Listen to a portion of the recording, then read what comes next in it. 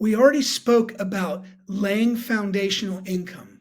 You'll recall on rock solid ground. The question now is, how much foundational income do you need? How much rock solid concrete or ground does it need to be laid on? That's what we're talking about in this video. And how do we go about figuring out that rock solid income? Well, one of the key ways we can do that, and don't forget, we need to do that because we want to enter it into your CRC, your Chartered Retirement Course. In order for this to be tested, to make sure that your money lasts as long as you do, a lifetime, in your CRC, your Written Retirement Income Plan, we've got to know first and foremost, how much do you cost?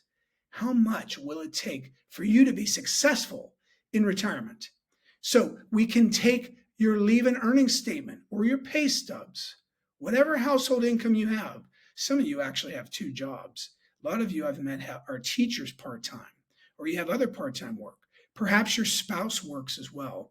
What we're going to do is we're going to look at that, not the gross income that you make, but after it's cut down by taxes, federal, possibly state taxes, depending on where you live, and other costs, Medicare, Social Security, we're going to get the net, what you bring home.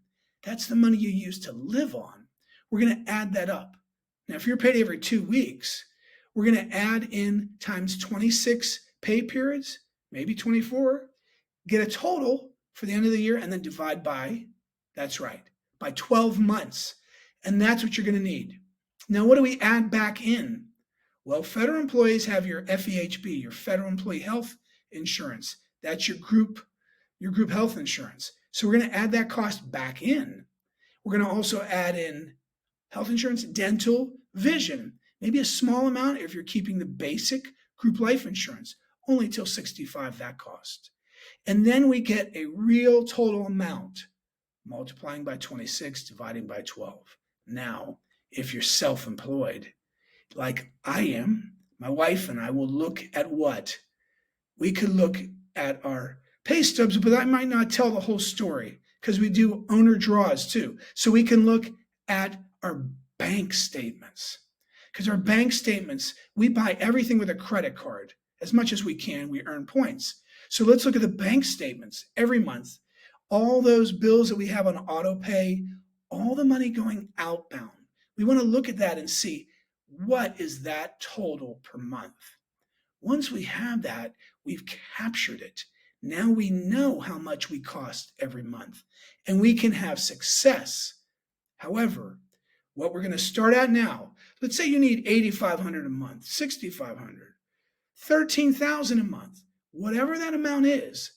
What it is now is very different from in the future. Say 12, 15 years later, we need to add inflation into this solution.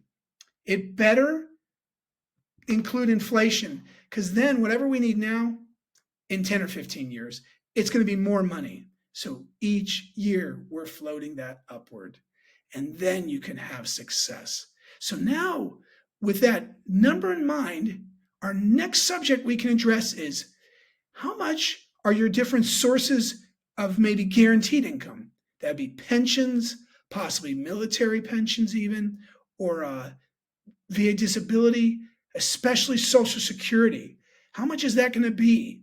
Let's talk about that in our next video. I know it's all going to connect together and make clear sense to you. So stay tuned for our next video as well.